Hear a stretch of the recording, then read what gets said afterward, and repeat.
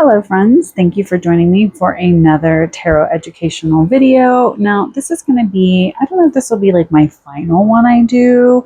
You guys can let me know if you are enjoying these and if I can kind of think of other things to kind of add to the series. So if you watched all of the videos, I think that there's like 12. I don't know. I haven't really paid attention to how many videos I've made. I've tried to break this up into like digestible, smaller videos instead of doing like one really, really long video. So today what I wanted to talk about was, how to bring everything together. So it's all good to say, okay, I learned, what the court cards mean, or I learned how to use the major arcana, or I know the differences, or I know, what a tarot deck is in relation to an oracle deck. And that's helpful. But I think the biggest thing that makes a lot of people hesitate to reach out and utilize their tarot deck is that they don't know how to kind of bring everything into practice or have it make sense, especially when they start reading. So I'm going to talk about a few things that have helped me in my tarot practice, as well as some of my suggestions and recommendations to help you with how you read tarot. So I have used a lot of this deck for a lot of these videos because I felt that this has a lot, this deck has a lot of information on each of the cards, which can be very helpful, especially when you're starting off, because there's keywords. So you don't have to feel like you're having to memorize the deck or what the cards mean or what's going on there.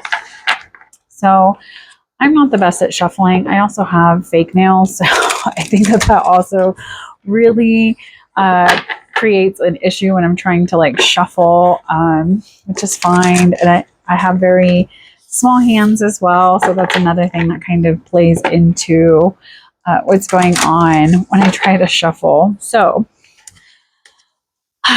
what I say is, when you are wanting to read or use your tarot deck, one of my biggest suggestions is to, number one, get a deck that you actually like.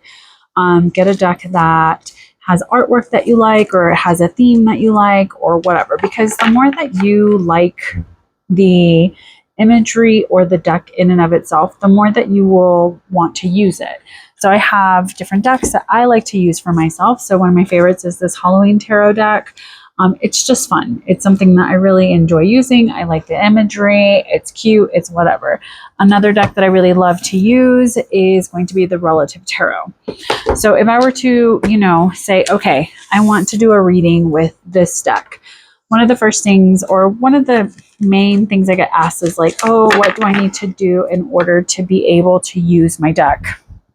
First, try to connect with the deck in the sense of, if you feel like you need to cleanse it, then do so. But I always tell people some of the easiest things you can do are just knocking on a deck to kind of knock out any energy that may be stuck there. You can use smoke, you can use crystals. So sometimes I'll just, place a crystal next to my deck or on my deck. If I'm like, okay, so this is a smoky quartz with some garnet, both known for clearing and cleansing energy. So I can just put it on top of my deck. Selenite is another great crystal to use. But I don't like to do anything super extra or anything super crazy, because I know myself and I am a lazy girl. I will not go above and beyond anything as it is. So once you feel like your deck is ready for you to use, shuffle it. Shuffle it a couple of times, find a shuffling technique that you like. I just do a simple, I don't even know what it's called, just simple. I just shuffle it a couple of times. I kind of break it up. You can do hand over hand or whatever. I don't know what they're called. I don't know what the shuffles are called. So I don't like the one that you like bend the cards too much. That's just because I don't like my cards to be bent. So I try to do the least amount of damage to the cardstock as possible. So once I feel like, okay, I'm ready for the deck, I'm ready to kind of ask the deck, I like to use different spreads when I have more of an intentional way of reading. But if I'm just looking for like clarity on a situation, I always tell people to make sure you're asking questions that have a neutral or open-ended question, so to speak. So this way, it's not anything that is so rigid or a negative or positive way of looking at something. So I try to focus on more neutral questions. So one of my new favorite things is doing like a weekly check-in. And so I use 4 cards. I do a to know, to do, to release, and to contemplate. So each of those questions gets a card.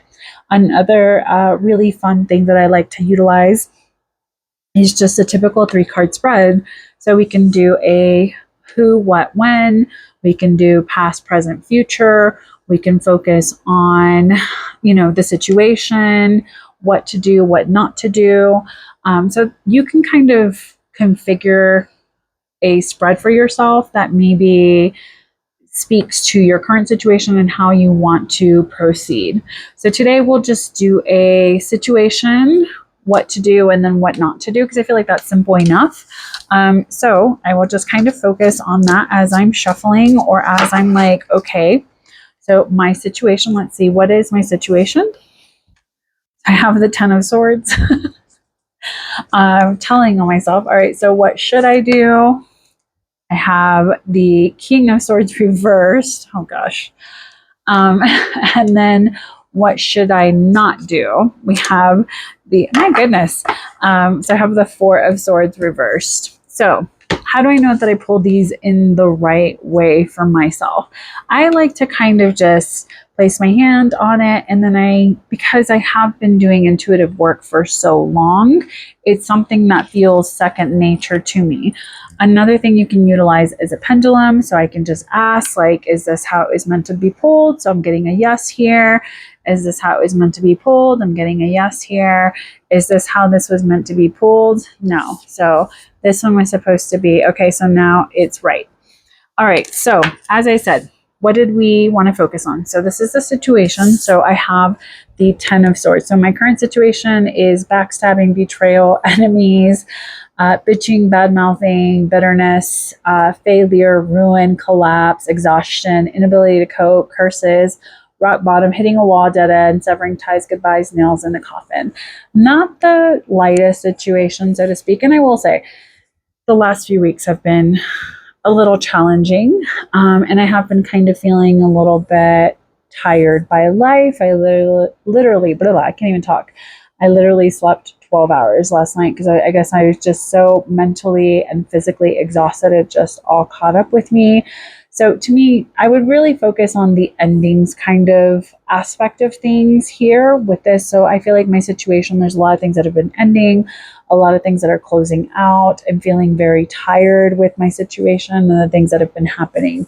So just kind of understanding, okay, does this relate to my current situation? For me, it does. So this is how I'm figuring out how to connect to this energy a little bit better. And I'm not wearing my ring because I've been having like a reaction to it. So you can see my little rash. And I just noticed, okay. So if I move on to, this is what I should do, right? This is what I should do in my situation.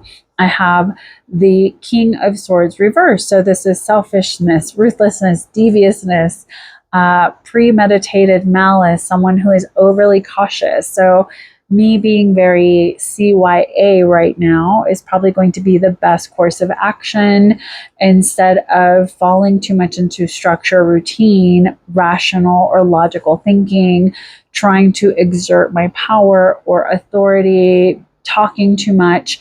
Like, those things are not going to be of benefit for me at the current moment. So I've had to really learn how to bite my tongue, kind of hold back, not be too forthcoming with what I've been kind of experiencing or what I have had going on. So to me, it's almost saying like, yeah, you're on the right track by not kind of putting yourself out there and talking too much about what's been going on. Now, what not to do, I got rest, which is interesting because that's what I have been feeling like I really want to do. So this is talking about fear, anxiety, stress, feeling overwhelmed, mental overload, needing solitude, relaxation, peace and quiet. So this can really talk about, with this to be my card for the what not to do, is I am a introvert. I love to have my time for myself. I really haven't had a lot of that. So it is one of these things where when I feel very overwhelmed or very exhausted, I'm like, I just want to be left alone. I don't want to socialize. I don't want to be around people. So I'm trying to combat some of that energy within myself, but it's also challenging because I have all swords cards here, right? So I've been overthinking, I've been too much in my head, and this is talking about being selfish.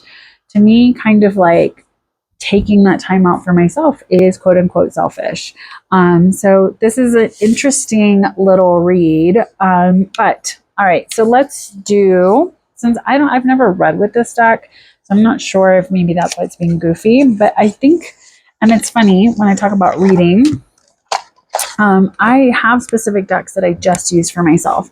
So we're going to leave these guys up here and we're going to see what the difference is between me using another deck that I actually like to use for my own personal readings, to see if that gives me either similar information or something different. I will ask the exact same questions and I will kind of focus on the same, kind of things that I was talking about. So, all right. So let's talk about what is my situation.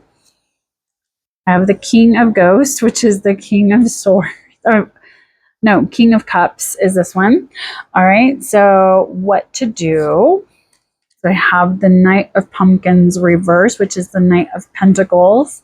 And what should I not do? The Two of Bats, which is the Two of Swords. So still have a Swords card.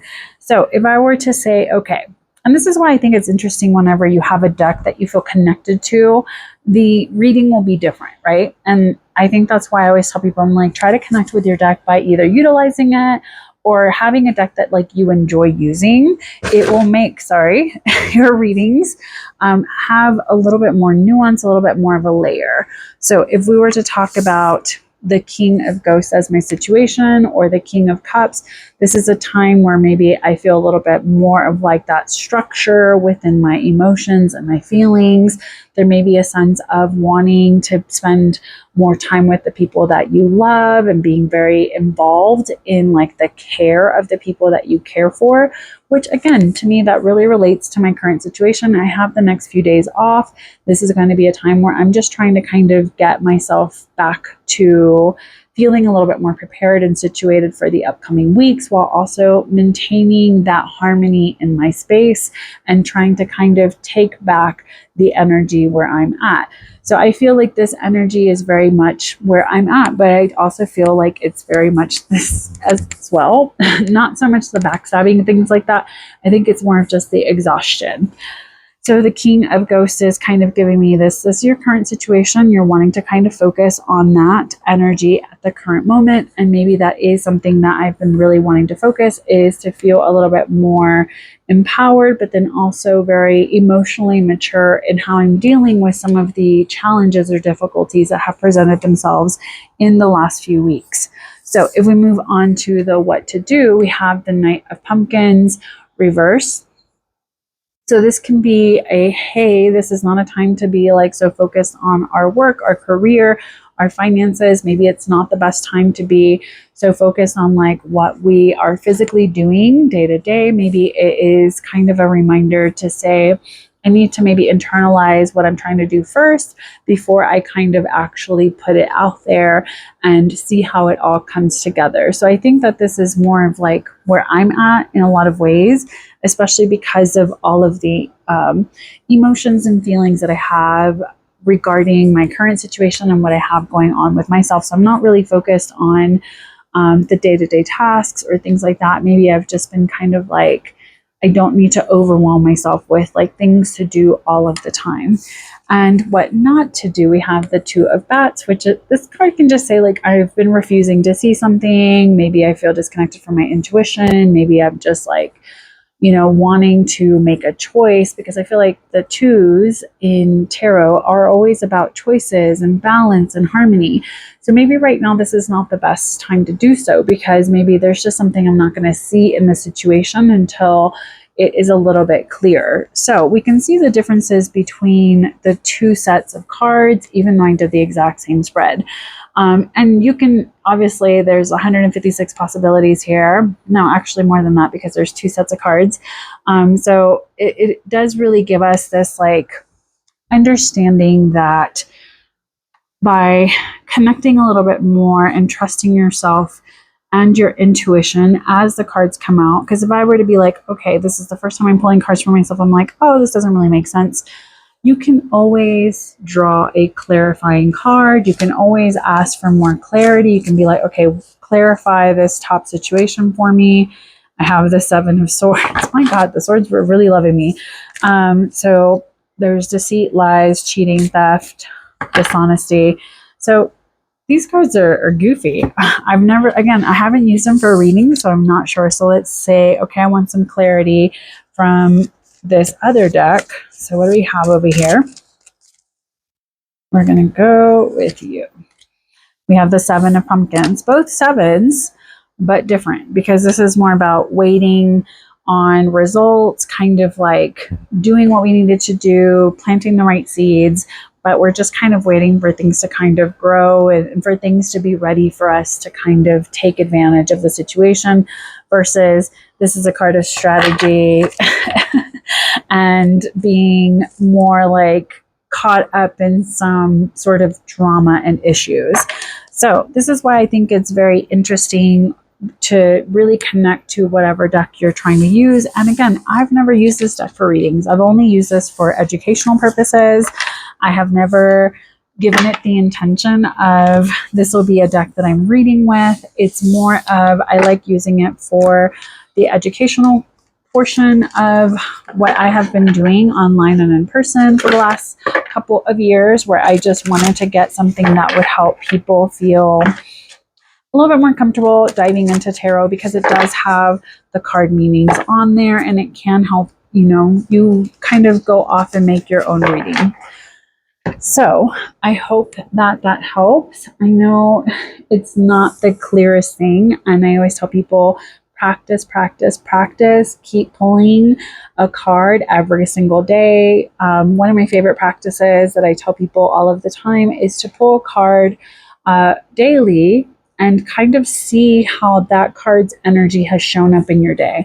So whether that is like the night before or in the morning before you kind of set out for your day, I will typically pull a card and just kind of see. So if I'm like, what is my energy for tomorrow? Here we have the Three of Pentacles, which is a card of teamwork and learning, studying, hard work, commitment, collaboration. So I also like to look at this as an energy that maybe I need to reach out and kind of find other people to connect with. If I'm like, okay, what's my energy for tomorrow? What's something I can keep in mind? Here we have the Sun reversed. So this may be trying to find what internally brings me joy versus the externals. So I think that both of these messages can be very significant for me. And then I would kind of just pay attention to, what am I noticing the following day? Like, did I hear from a friend, especially if I'm getting this teamwork card? Am I a little bit more open to collaboration with others? Am I wanting to go hang out with people that maybe I haven't seen in a long time? And with the Sun, am I, trying to understand that my joy or the things that make me feel like I can shine are more of an internalized thing versus like getting the approval of people that are out there. So, and this is just because I've been reading for so long that this is how I interpret the messages. Obviously, each person is different. So I always tell people, I'm like, find something that works for you, that feels comfortable for you. I think pulling a card a day is very clarifying, and it can help you connect to those cards in a way that is more personal versus just reading what the meaning is in a book, or like a book, or just even focusing on like, okay, maybe somebody showed up that like, feels like the sun, or maybe I am wanting to avoid the sun. Things like that, where sometimes the cards can be very like just quite literal, where it's just like very funny, versus like it being like a whole big thing. But it really is up to us to divine and connect to seeing how that deck may speak to us and what it means for us as individuals. So I hope that made sense. Let me know what you guys think. I'm not really sure if this helps you understand how to put it all together and how to read the different cards that you pull for yourself, but I would love to hear your thoughts and what has helped you on your tarot reading journey. But thank you for joining me. Have a good one. Take care. And as always, make good choices. Bye.